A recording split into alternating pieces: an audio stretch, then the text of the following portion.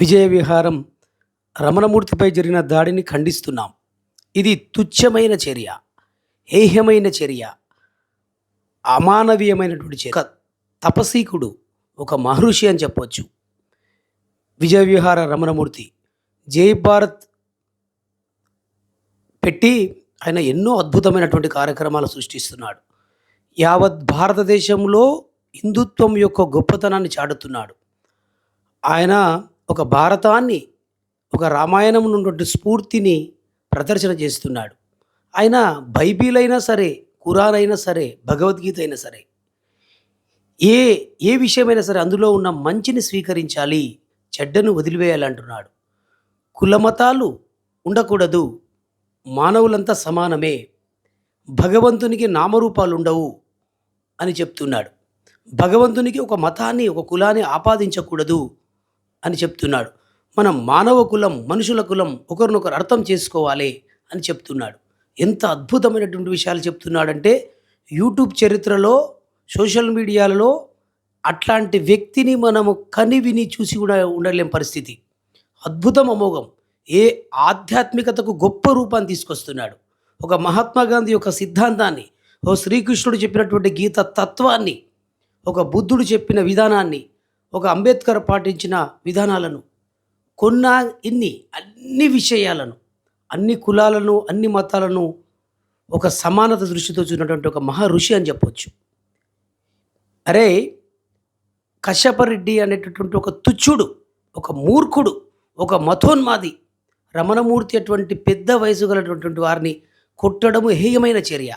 అరే, మీరు హిందూ కండువలు, కాషాయం కండువలు కప్పుకున్నటువంటి కొంతమందిలో నువ్వు మతోన్మాదివి. అసలు నీకు ఒక మనిషిలో ఉన్నటువంటి రాక్షసుడవి, గోముఖ వ్యాఘ్రానివి, పేరుకు మళ్ళీ కాషాయం కండువ కప్పుకొని ఉన్నటువంటి మూర్ఖుడవి. అసలు రమణమూర్తి గారి యొక్క వీడియోలు చూస్తే ఎట్లాంటి జన్మ చరితార్థం అవుతుంది, ఎంత గొప్ప అద్భుతాలు. అరే, మీరారా మొన్న వీరరాఘవరెడ్డి రామరాజ్యాన్ని సృష్టిస్తా అని చెప్పి రంగరాజ్యాన్ని కొట్టాడు. ఈరోజు కశ్యపరెడ్డి అనే వ్యక్తివి నువ్వు రమణమూర్తిని కొట్టారు. మీ సంస్కృతే ఇట్లా కొంతమంది కాషాయం కండువలు కప్పుకొని రాముని గుడి అయోధ్యలో లక్షల కోట్లు, వేల కోట్లు దోచుకుంటున్నారు. నీచెల్లు మాట్లాడేది ఆ అయోధ్యలో జరుగుతున్నటువంటి అవినీతిని బయటపెట్టిండు మహానుభావుడు రమణమూర్తి. ఒక్కొక్క విషయాన్ని తెర మీద తీసుకొస్తున్నాడు. అది ఏ మతమైన, ఏ కుతమైన తప్పునెత్తి చూపిస్తున్నాడు. ఇది సరిచేసే విధానాలు చెప్తున్నాడు. అసలు యూట్యూబ్ చరిత్రలో ఆధ్యాత్మిక గురువులు కానీ, గొప్ప గొప్ప వారు కానీ రమణమూర్తి గారి వీడియోలు విని చాలామంది తన్మయపోతున్నారు. ఇంత గొప్పదా హిందుత్వము, సమానత దృష్టి చాలా గొప్పది. ఆదిశంకరాచార్యులు అన్ని కులాలను సమానంగా చూశాడు. రామానుజాచార్యులు అన్ని కులాలను సమానం చూశాడు.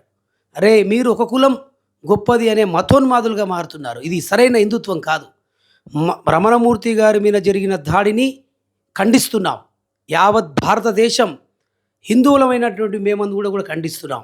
మాకు సర్వమతాలు సమానమే, హిందుత్వం గొప్పది, కానీ ఇతర మతాలను గౌరవించాలి.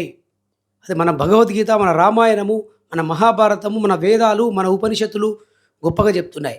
రమణమూర్తి గారు వేదాల యొక్క గొప్పతనము, అంతకంటే గొప్ప ఉపనిషత్తుల యొక్క తత్వాన్ని ఎంత గొప్పగా చెప్పాడు. ఆయన అద్వైతాన్ని పాటిస్తున్నానని చెప్పాడు. ఎంత గొప్ప విషయాలు.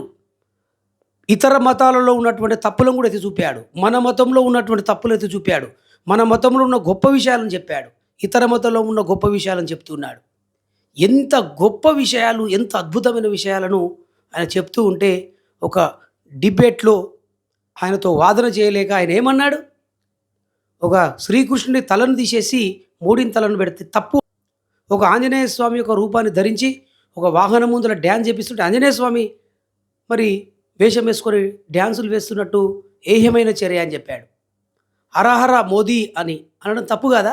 హరహర మహాదేవ అని పేరు, అంటే మహాదేవుని కంటే గొప్పనా? ఈ మూర్ఖత్వం, ఈ మతోన్మాదం, ఈ పార్టీ పిచ్చి వదిలేసి అసలైన సిసలైనటువంటి హిందుత్వము గొప్పది అని అతను అవసరమైతే ఆ తలను ఎందుకు పెట్టవలసి వచ్చింది, దాంట్లో అంతరార్థం చెప్పాలి, అతనితో డిబేట్ చేయాలి, శాస్త్ర విషయాలలోకి వెళ్ళి మాట్లాడాలి, అతడు వేసే ప్రశ్నలకు సమాధానం చెప్పాలి. అది ఏది లేకుండా తల లేకుండా ముండెలు లేకుండా విషయాలు మాట్లాడి అడ్డదిడ్డంగా మాట్లాడి ఆ, ఒక వయసుకు గౌరవం ఇవ్వకుండా ఆయన వీడియోలు చూసే చచ్చిపోతావు నువ్వు. అసలు ఆయనకున్న పరిజ్ఞానానికి తలుచుకుంటేనే నీకు జ్వరం వస్తుంది. నీవు ఒక హిందుత్వం కాషాయం కండువ పెట్టుకొని మాట్లాడే అర్హత నీకు నైతిక అర్హత లేదు. నువ్వు ఒక మనిషివి కావు. అసలు హిందుత్వంలో నువ్వు పనికిరావు. కశ్యపరెడ్డి అనే వ్యక్తివి. అసలు నువ్వు ఏంటికి పనికిరావు. నువ్వు ఒక మూర్ఖుడవు, ఒక మతోన్మాదివి. నువ్వు దయచేసి రమణమూర్తికి క్షమాపణ చెప్పాలి. ఈ ప్రభుత్వం కూడా వెంటనే ఈ కశ్యపరెడ్డిని అరెస్టు చేయాలి. ఇట్లాంటి మతోన్మాదులు చాలా జరిగాయి. రంగరాజన్ను కొట్టినప్పుడు వీరరాఘవరెడ్డి కూడా ఇలా చేశాడు. ఈ మతపిక్కి తలకెక్కింది. ఈ తలకెక్కిన మతపిచ్చిని మతోన్మాదిని తలదించాలి. ఈ అందరూ ఖండించాలి. యావత్ భారతదేశం మొత్తం కూడా ఖండించాలి. కులాలు మతాలు అన్నీ అతీతంగా ఈ ఏయమైన చర్యను, ఈ అమానుషమైనటువంటి చర్యను, ఈ కశ్యపరెడ్డి చేసినటువంటి దాడిని నిరసించాలి మనం.